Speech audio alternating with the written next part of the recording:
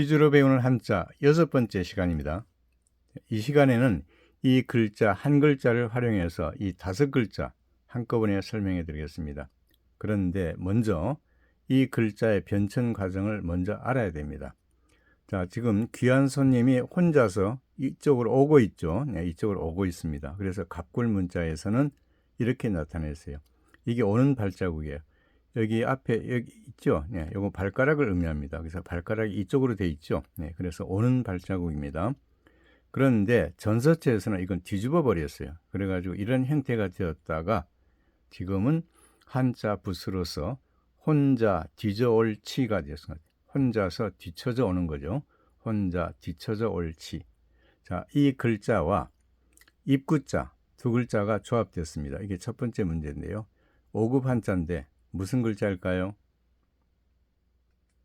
네, 바로 이 글자입니다. 예, 귀한 손님이 어떤 장소로 혼자 오고 있습니다. 예, 그래서 각각 혼자 오는 장면을 연상하시기 바랍니다. 자, 그러면 이 각각 있죠. 변천 과정 살펴보겠습니다. 이게 갑골 문자에서 이렇게 되어 있어요. 여기 발자국 어때요? 네, 이쪽으로 오고 있죠. 네, 내려오고 있잖아요. 내려오고 있고 이건 어떤 장소를 의미합니다. 그러다가 금문에서도 이런 형태로 바뀌었습니다. 그러다가 전서체에서 또 이런 형태로 바뀌었습니다. 그러다가 지금은 이렇게 각으로 사용하고 있죠. 자, 언제 활용합니까? 네, 각각, 제각기란 뜻 외에도 여럿이란 뜻이 있습니다. 이게 각자 하죠. 그러면 제각기를 각자라고 하죠. 그 다음에 각계각층 하잖아요. 그러면 여러 분야의 여러 층을 각계각층이라고 하죠. 그 다음에 개인별로 따로따로라는 뜻도 있습니다. 이건 군대 용어죠. 각계격파. 개인별로 격파시키는 것을 각계격파라고 하죠. 자, 이번엔 두 번째 문제입니다. 예, 문문자에다가 귀한 손님을 의미하는 각각각입니다. 이게 문문자인데 이거는 양쪽에서 문 열리니까 어때요? 그 집 대문이 크죠. 예, 그래서 이런 큰 집을 의미합니다. 자, 문이 양쪽에서 열리잖아요. 양쪽에서 열리고 귀한 손님이 지금 들어가고 있습니다. 그래서 어떤 집일까요? 예, 집은 집인데 아주 큰 집 또는 누각 또는 대궐을 의미한다 해가지고 집각, 누각각, 대궐각이라고 합니다. 자, 언제 사용할까요? 네, 바로 이겁니다. 크고 웅장한 집. 예, 종각하죠. 네, 종각하면 큰 종을 달아두기 위해 지은 건물을 종각이라고 하죠. 네, 누각, 사방이 잘 보이도록 문도 없애버리고 벽도 없이 다락처럼 지은 높이 지은 건물을 누각이라고 하죠. 네, 그 다음에 국무위원을 뜻하기도 합니다. 내각을 개편한다 이라면 장관을 경질한다 이런 뜻이 포함되어 있죠. 자, 이번에 세 번째 문제입니다. 마음심하고 귀한 손님을 의미하는 각각각 두 글자를 조합하면은 1급 한자가 생겨납니다. 예, 어떤 한자일까요? 바로 이겁니다. 자, 그런데 이 마음심자가 다른 글자하고 조합해서 왼쪽에 오잖아요. 네, 그러면 이렇게 바뀌어 버립니다. 그래서 이것을 마음심변 또는 심방변이라고 하죠. 네, 그래서 이것도 마음심입니다. 마음심. 그래서 귀한 손님이 오셨습니다. 그러니까 어떻게 해야 될까요? 예, 아주 행동을 조심해야 되겠죠. 그래서 삼갈각, 조심할 각이 되었습니다. 자, 언제 사용합니까?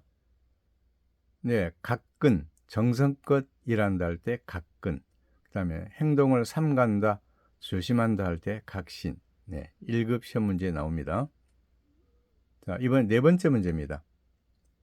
한자 부수인 집면, 지붕면하고 귀한 손님을 의미하는 각각각 네, 두 글자를 조합하면은 5급 한자가 생겨납니다. 무슨 글자일까요? 네, 이런 글자입니다. 손님을 맞이해서 서로 인사를 하고 있죠.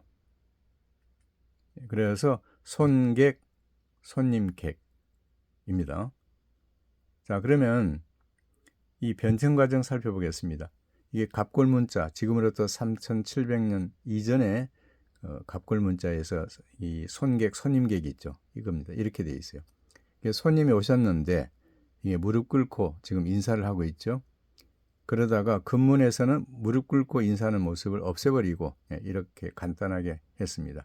그러다가 전서체에서 이런 형태로 바뀌었다가 오늘날 이런 형태로 사용하고 있죠. 손객, 손님객.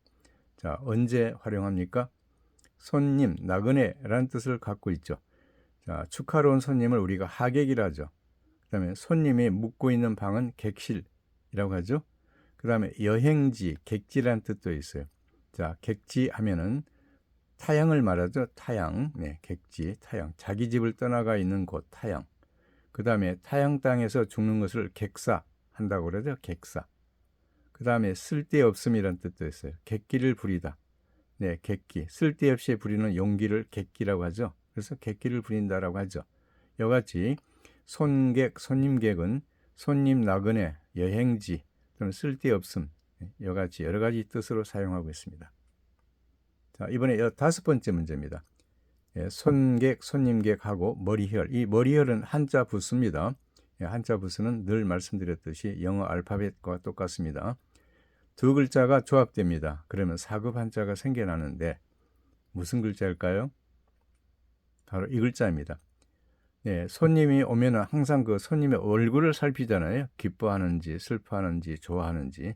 그래서 손님에게 가장 중요한 것은 뭐죠? 이마죠. 네, 이마가 두드러지죠. 네, 그래서 이 글자는 이마와 관련됩니다. 자, 그래서 이마액자입니다. 이마액. 네, 그리고 이마라는 것은 사람을 가리키잖아요. 그래서 사람의 머릿수.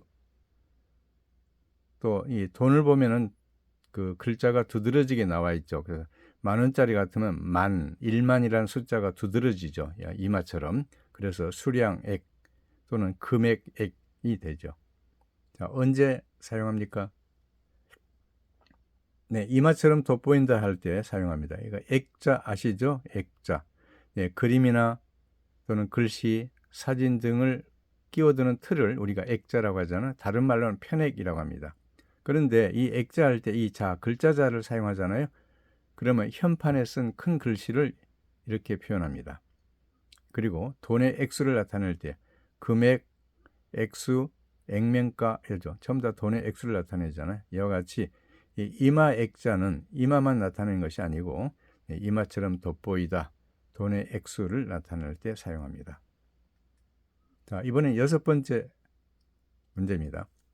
나무목, 귀한 손님을 나타내는 각각각 두 글자를 조합하면은 5급 한자가 생겨납니다. 무슨 글자일까요? 바로 이겁니다. 자, 귀한 손님이 오셔가지고 그 방문 기념으로 기념 식수를 하죠. 이 장면을 연상해야 됩니다. 그래서 격식격, 지격. 이 나무는 다른 나무하고 달라요. 그래서 특별한 나무죠. 차원이 다르다, 레벨이 다르다 해서 이런 뜻으로 쓰입니다. 분수, 품위. 그래서 격이 낮다, 격이 높다 이러면 차원이 다르다 또는 레벨이 높다 이런 뜻이죠. 그 다음에 격조가 높다, 격조.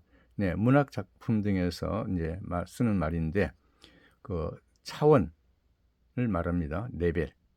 그 다음에 자격, 기준, 표준을 나타낼 때도 사용하죠. 자격, 합격, 격식, 규격. 이와 같이 이 나무는 특별한 나무다 해가지고 격식격, 지격으로 사용하고 있습니다. 분수, 품위 또는 자격, 기준, 표준을 나타내는 글자가 되었습니다. 자, 그리고 뼈대, 짜임새라는 뜻으로도 쓰입니다. 인격, 성격, 골격, 체격에도 사용하고 또 특별한 장소입니다. 이 아까 나무가 특별한 나무였잖아요. 네, 그래서 특별한 장소를 나타낼 때, 즉 비행기를 보관해 두는 곳을 격납고라고 하죠. 이때 이 격, 특별한 장소라는 뜻을 갖고 있습니다. 자, 그렇습니다. 자, 이번에 5급 한자, 이 각각각, 귀한 손님 있죠. 이걸 배웠는데 다음 퀴즈 한자에서는 이 글자를 활용해서 이와 같이 8글자를 또 한꺼번에 설명해 드리겠습니다.